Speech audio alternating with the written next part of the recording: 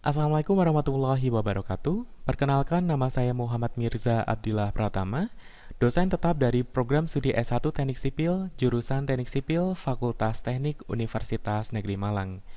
Pada kesempatan ini, saya akan memaparkan pernyataan diri dosen dalam unjuk kerja Tridharma Perguruan Tinggi atau PDD UKT-PT bidang pengajaran. Pemaparan ini akan terdiri atas deskripsi mata kuliah, kemampuan yang diharapkan, materi pembelajaran, sistem pembelajaran, metode pembelajaran, interaksi antara DYS dan mahasiswa, dan yang terakhir adalah sistem penilaian mata kuliah.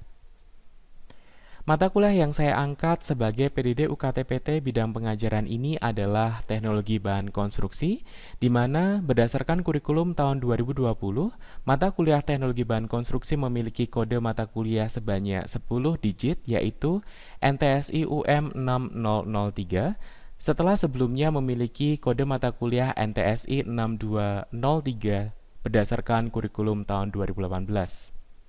Perkuliahan Teknologi Bahan Konstruksi ini merupakan sajian mata kuliah wajib pada semester 1 dengan bobot 3 SKS 6 JS atau secara umum dapat dimaknai dengan 3 SKS teori ditambah dengan 1 SKS praktikum. Kemampuan yang diharapkan bagi mahasiswa tertuang dalam capaian pembelajaran mata kuliah atau CPMK dari perkuliahan Teknologi Bahan Konstruksi, yaitu terdiri atas 6 poin. Yang pertama adalah menjelaskan jenis karakteristik dan penggunaan material konstruksi konvensional. 2. Menjelaskan jenis karakteristik dan penggunaan inovasi material konstruksi. 3. Melaksanakan pengujian material penyusun beton sesuai dengan standar yang berlaku. 4. Melaksanakan prosedur pembuatan campuran beton di laboratorium. 5. Melaksanakan pengujian beton sesuai dengan standar yang berlaku. Dan yang terakhir, yang keenam adalah melaksanakan pengujian baja sesuai dengan standar yang berlaku. Materi pembelajaran yang diberikan setiap pertemuannya disusun berdasarkan CPMK yang telah dibahas sebelumnya, yaitu pada pertemuan yang pertama, mahasiswa dan dosen akan membahas terkait kontrak perkuliahan, di mana dalam pertemuan tersebut mahasiswa dan dosen akan membahas terkait rencana pembelajaran semester atau RPS dan beberapa hal yang perlu disepakati untuk pelaksanaan perkuliahan dalam 1 semester ke depan. Kemudian, untuk pertemuan kedua hingga pertemuan kelima, mahasiswa akan melaksanakan kuliah full teori yang di dalamnya pada pertemuan kedua hingga pertemuan ketiga, mahasiswa akan membahas tentang komponen konstruksi bangunan sipil dan jenis karakteristik dan penggunaan material konstruksi konvensional. Dilanjutkan pada pertemuan 4 hingga kelima, mahasiswa akan membahas terkait jenis karakteristik dan penggunaan inovasi material konstruksi. Mulai pertemuan 6 hingga pertemuan ke-15, mahasiswa akan melaksanakan perkuliahan yang sifatnya gabungan antara teori dan praktikum, di mana pada pertemuan 6 hingga pertemuan ke-10, mahasiswa akan menyelesaikan CPMK yang ketiga, yaitu pengujian material penyusun beton, diantaranya adalah semen, agregat halus, dan agregat kasar. Pada pertemuan 11 dan pertemuan ke-12, mahasiswa akan melanjutkan untuk membahas CPMK yang keempat, yaitu terkait pembuatan campuran beton di laboratorium. Pertemuan ke-13 dan pertemuan ke-14, mahasiswa akan membahas tentang pengujian beton, yaitu CPMK yang kelima. Dan yang terakhir adalah pertemuan ke-15, mahasiswa akan menyelesaikan CPMK yang ke-6, terkait pengujian baja. Pada pertemuan yang terakhir, yaitu pertemuan ke-16, mahasiswa akan melaksanakan ujian akhir semester. Selanjutnya terkait sistem pembelajaran, perkuliahan Teknologi Bahan Konstruksi ini menggabungkan antara dua mode perkuliahan. Yang pertama adalah kuliah teori dan yang kedua adalah praktikum. Dalam 1 minggunya, mahasiswa akan mengalokasikan waktu kegiatan belajar selama 680 menit yang terbagi atas 510 menit kuliah teori dan 170 menit untuk praktikum di laboratorium.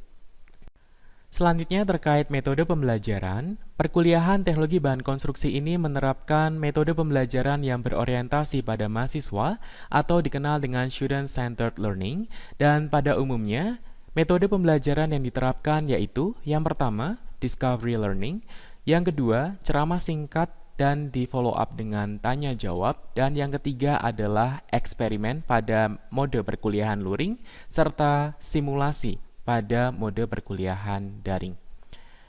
Pada saat discovery learning ini diterapkan, mahasiswa diberikan serangkaian bahan ajar untuk dipelajari lebih lanjut sebelum pelaksanaan kuliah serta sebelum pelaksanaan praktikum. Kemudian pada pertemuan yang terkait, dosen akan memberikan penekanan berupa ceramah singkat dan diberikan kesempatan bagi mahasiswa untuk melakukan tanya jawab selama sesi tersebut berlangsung. Kemudian pada mode perkuliahan luring, mahasiswa dapat melaksanakan eksperimen atau pengujian bahan penyusun beton di laboratorium, serta untuk alternatifnya selama pandemik ini terjadi, di mana pembelajaran tidak dapat dilangsungkan secara luring, mahasiswa akan mendapatkan video pembelajaran untuk dapat dilihat dan dipelajari lebih lanjut untuk memperoleh pengalaman belajar dan pengalaman praktikum di lab. Kemudian nantinya mahasiswa juga akan diberikan data untuk dapat dianalisis lebih lanjut, kemudian dapat dikonsultasikan kepada dosen saat perkuliahan sinkronus.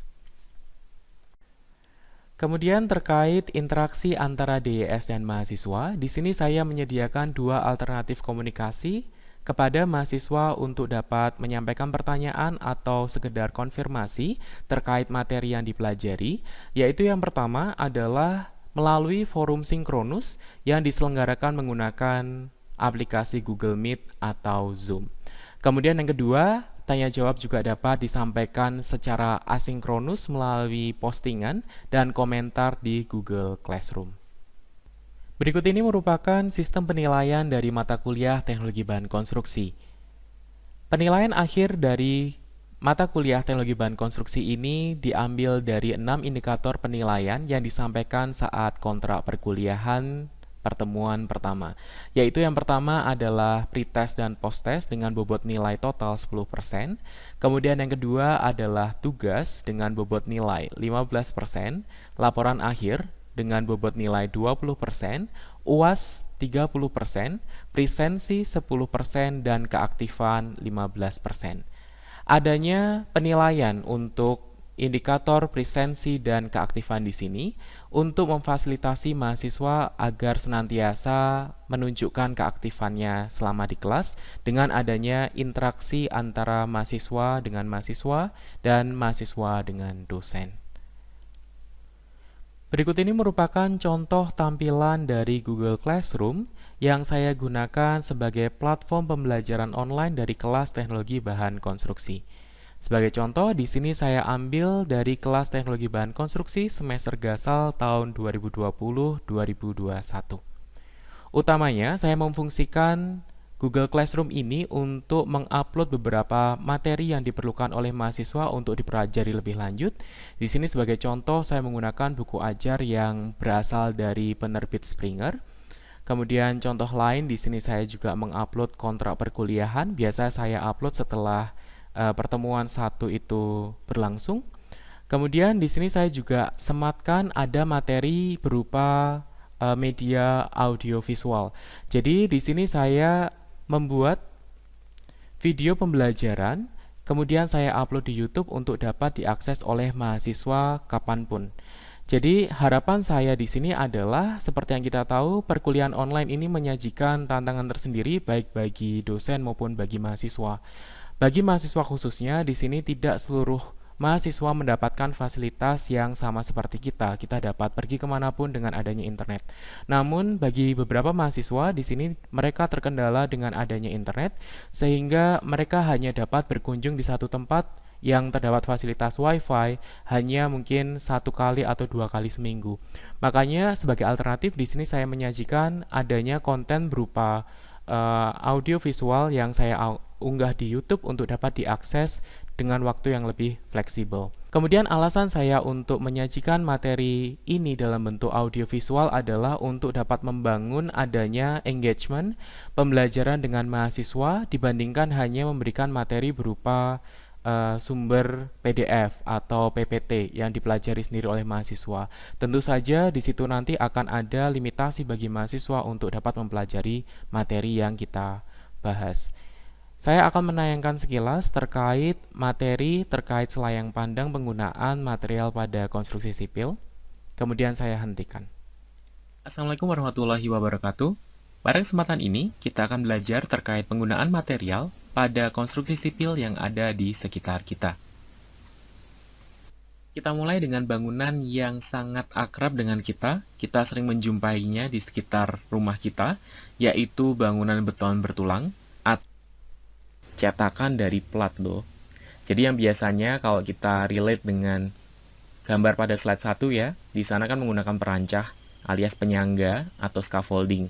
Nah, dengan menggunakan baja ringan yang wujudnya steel deck ini, dia tidak menggunakan perancah sama sekali. Selain materi ini, saya juga telah menyiapkan beberapa materi yang lain yang seluruhnya saya unggah ke laman YouTube saya pribadi. Jadi secara total di sini terdapat 29 video yang dapat diakses khususnya bagi mahasiswa saya sendiri, yaitu yang berasal dari S1 Teknik Sipil Universitas Negeri Malang dan juga dapat diakses oleh mahasiswa dari institusi yang lain. Kembali lagi pada laman Google Classroom. Selain saya memposting adanya bahan ajar untuk dapat diakses oleh mahasiswa, di sini saya juga dapat menggunakan Google Classroom untuk memposting tugas. Sebagai contoh, di sini saya tunjukkan adanya tugas kajian material konstruksi. Di sini terdapat mahasiswa juga yang bertanya lebih lanjut terkait tugas yang diberikan, karena memang fungsi dari Google Classroom ini juga memberikan akses bagi mahasiswa untuk komunikasi dua arah. Selanjutnya di sini saya akan menampilkan adanya contoh pengumpulan tugas dari mahasiswa atas tugas terkait kajian material konstruksi. Jadi di sini mahasiswa dapat mengakses ketentuan dan rubrik dari pengumpulan tugas yang telah tertulis secara jelas di Google Classroom dan dapat mengumpulkan secara langsung pada laman Google Classroom. Di sini saya contohkan untuk klik di salah satu link yang terhubung ke YouTube, di mana YouTube ini difungsikan oleh mahasiswa untuk mengumpulkan tugas berupa presentasi kajian material konstruksi, dan selama sesi ini berlangsung, mahasiswa diminta untuk mempresentasikan tugas kajian material konstruksi yang telah diberikan, disertai dengan adanya sesi tanya jawab yang berasal dari mahasiswa. Nah, di sini untuk tanya jawabnya akan dipantau, kemudian dapat dinilai sebagai poin keaktifan dari mahasiswa. Dalam pemasangan beton permeabel ini, adakah perlakuan khusus, bukan itu, apakah bergantung pada kondisi struktur tanah dari kawasan yang akan dipasang beton permeabel tersebut? Sekian.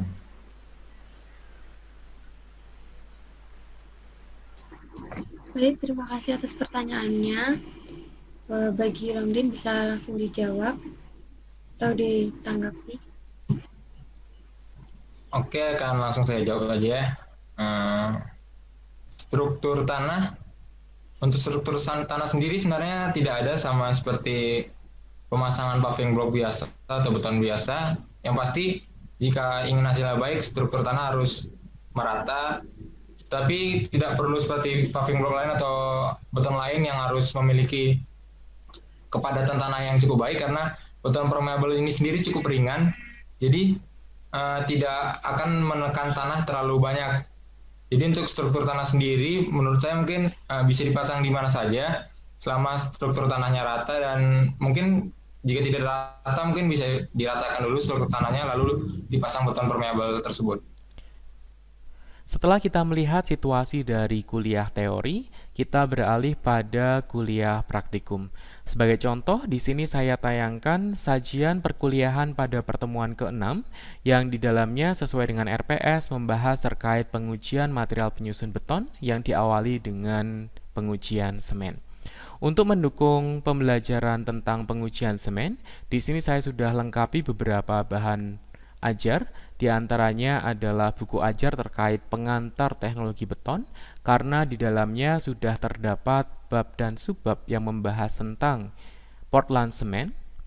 Kemudian di sini juga saya sudah sediakan adanya modul praktikum yang dapat diakses oleh mahasiswa. Di sini sudah memuat jenis-jenis praktikum dalam lingkup praktikum semen, dan di dalamnya sudah memuat maksud dan tujuan, alat dan bahan, prosedur pengujian, hasil yang perlu diambil selama praktikum itu berlangsung, dan tentu saja modul ini jauh lebih menarik daripada mahasiswa mengakses dari modul dengan kertas putih karena modul ini dirancang untuk memiliki warna yang beragam sehingga mahasiswa tidak akan bosan ketika mempelajari dan mengikuti instruksi yang ada di dalamnya. Untuk memberikan pengalaman yang jauh lebih komprehensif, di sini saya juga sediakan adanya video tutorial praktikum dengan latar belakang di Laboratorium Pengujian Bahan Universitas Negeri Malang dan diperagakan oleh mahasiswa program studi S1 Teknik Sipil. Saya akan menayangkan salah satu contoh dari video tersebut. Selamat datang di Laboratorium Teknik Sipil Universitas Negeri Malang. Kami di sini akan melakukan uji praktikum pengujian semen, di antaranya 1. Meracuni semen, 2. Konsistensi normal dan waktu ikat awal, 3. Kehalusan semen, dan yang terakhir adalah kekekalan bentuk semen. Alat dan bahan: 1. Timbangan, 2. Tabung Leketelier, 3. Termometer, 4. Gelas ukur, 5. Corong kaca, 6. Semen Portland, 7. Kerosin, 8. Air, dan yang terakhir adalah es batu. Prosedur pengujian berat jenis semen. Untuk pengujian pertama, kita melakukan 1. Mengisi tabung Leketelier dengan kerosin hingga mencapai skala 1. 2. Memasukkan botol yang telah terisi kerosin ke dalam gelas ukur yang berisi air dengan suhu 20 derajat Celcius. Bila level kerosin turun, maka harus ditambah sampai kondisi tetap pada skala 1.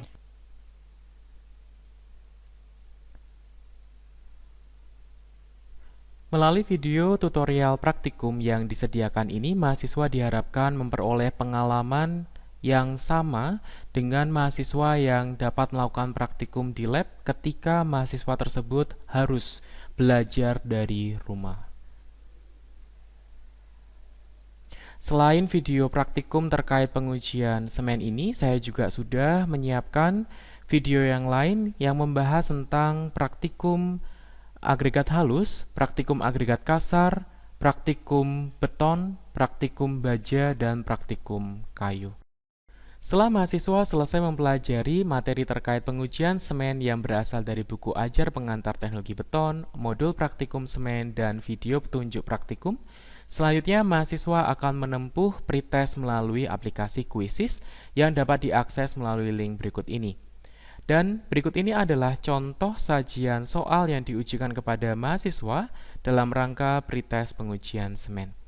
Dan beberapa soal yang ada di sini sudah dipastikan memiliki derajat kesulitan untuk dikerjakan secara HOTS atau higher order thinking, sehingga mahasiswa diminta untuk berpikir kritis dan secara selektif dalam menentukan jawaban yang tepat. Setiap soal di sini dapat diselesaikan oleh mahasiswa dalam waktu maksimal 30 detik. Jadi secara keseluruhan mahasiswa akan menghabiskan waktu selama 15 menit. Dan Quizzes di sini menawarkan adanya fitur yang dapat diakses oleh dosen atau administrator untuk dapat mengenerate nilai yang dihasilkan dari pretest yang telah dilaksanakan. Jadi contohnya adalah sebagai berikut, dan di sini dapat diunduh sebagai file Excel untuk dapat diolah lebih lanjut. Kemudian setelah mahasiswa melaksanakan pretest, mahasiswa akan melaksanakan yang namanya kuliah pengantar yang biasanya diselenggarakan secara sinkronus. Video dari kuliah sinkronus akan kita tayangkan setelah ini. Saya akan present, mohon nanti kalau saya memberikan feedback ditanggapi, soalnya biasanya mode present itu nggak sadar kalau koneksi saya terputus. Baik, apakah sekarang layar saya bisa diakses di teman-teman sekarang? Bisa, Pak. Baik, jadi kalau boleh diulang, semen tipe 1 ini untuk bangunan biasa yang tidak memerlukan treatment khusus, 2 untuk bangunan pesisir, 3 untuk bangunan dengan volume yang sangat besar, mass concrete, 4, 3 untuk percepatan proyek, yang keempat untuk yang untuk mes konkret tadi, 5 untuk bangunan yang berinteraksi dengan kimia yang sangat berbahaya seperti itu. Ada yang ditanggapi di sini? Boleh di on mic langsung karena saya nggak bisa melihat.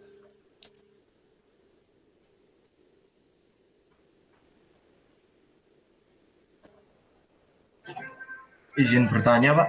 Boleh, sebutkan nama dulu. Eh, Nama saya Aditya Jiwiguna dari Offering A.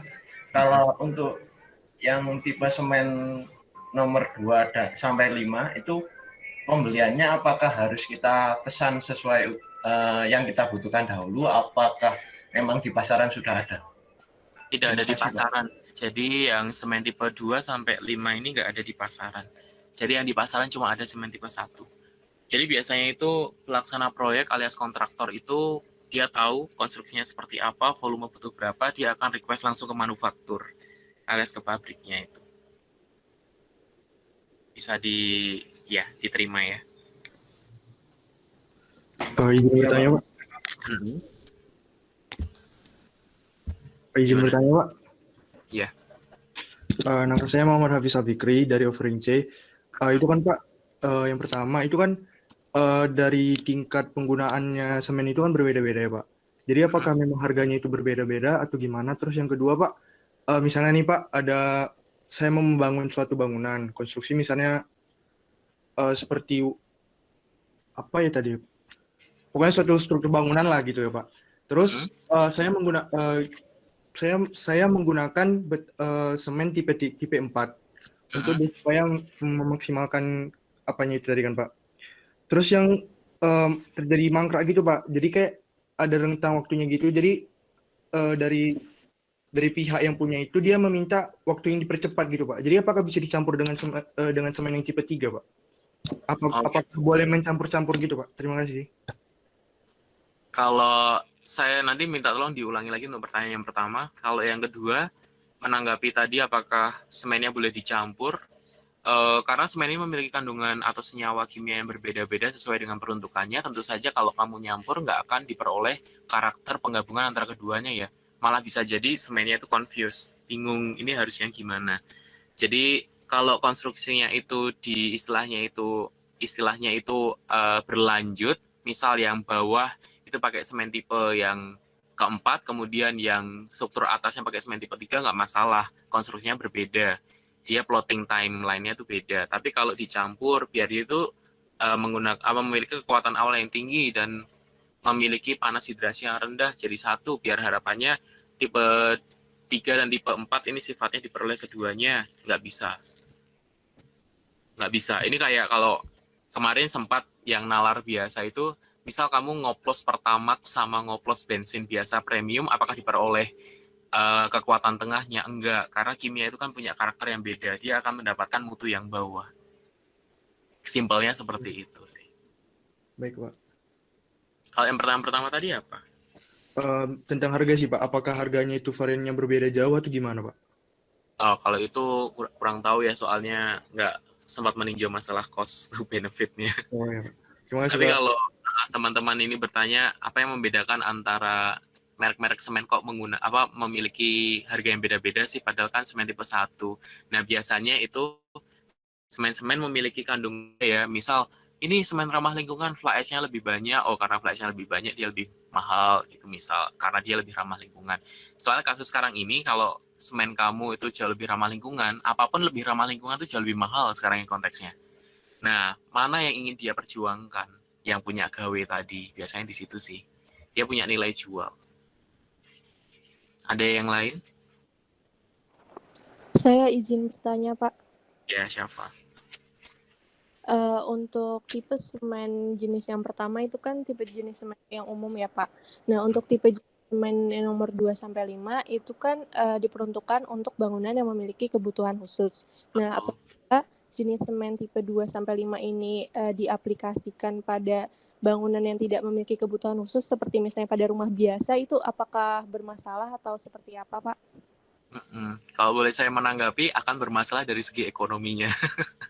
Karena sebenarnya dia itu nggak butuh. Kayak misal sekarang gini loh, kalau kamu sebenarnya butuhnya itu HP Oppo, tapi kamu dikasih kayak iPhone Pro Max 12 gitu, lebih dari cukup kan?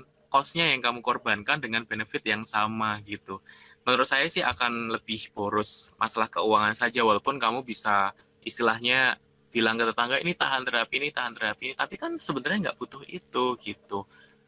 Bisa disebutkan identitasnya? Nama saya Muhammad Ilham dari Operice. Ya. Itu kan Pak yang semen tipe 3 kan kuat tekan awalnya tinggi. Saya pernah bahas itu kalau misalnya kuat tekan awalnya tinggi, nanti di akhirnya itu dia jadi lemah beda dengan yang lainnya Pak. Itu pengaruhnya apa ya Pak ya?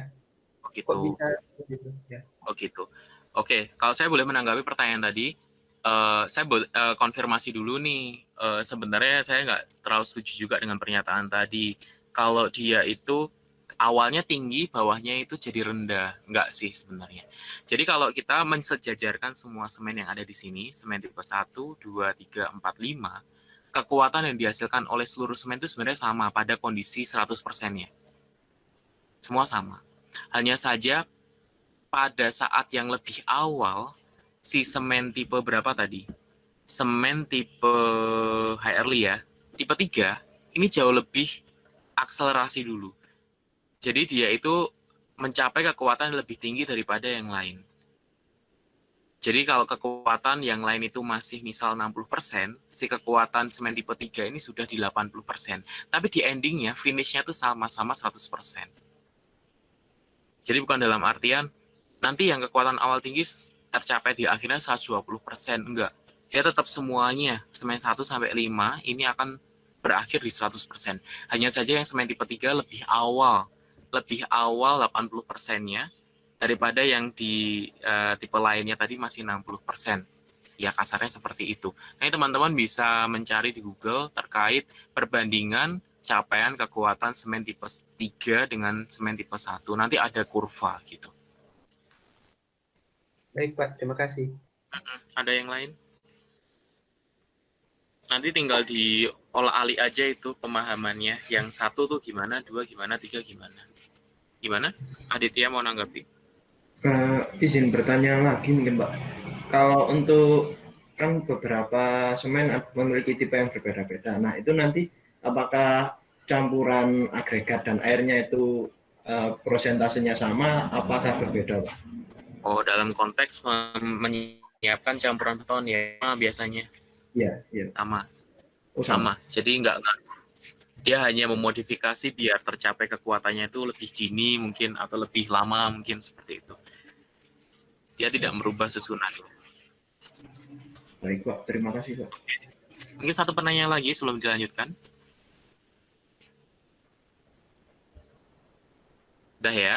Jadi intinya dari materi ini tadi adalah di slide ini teman-teman sudah mengenal beberapa tipe semen. Nah, dia punya nama sendiri, dia punya karakter masing-masing, dan penggunaannya masing-masing. Nanti silahkan teman-teman bikin catatan, kemudian ditulis ulang dari informasinya seperti apa. Gitu. Sudah jelas ya? Kalau sudah jelas, saya persilahkan kepada teman-teman yang memberikan pertanyaan, tanggapan, kemudian tadi sempat aktif dalam forum diskusi untuk memberikan identitasnya di forum di chat ya. Jadi berikan nama lengkapnya, kemudian NIM sama offering. Dilakukan sendiri-sendiri. Saya kasih waktu 5 menit. Ini merupakan akhir dari meeting kita. Jadi teman-teman terima kasih kembali sudah bergabung semenjak tadi siang. Jadi saya harap hal yang kita peroleh saat ini bermanfaat untuk teman-teman. Selanjutnya, kemudian apabila nanti masih ada yang perlu didiskusikan, dapat meng-assign forum sinkronus lagi.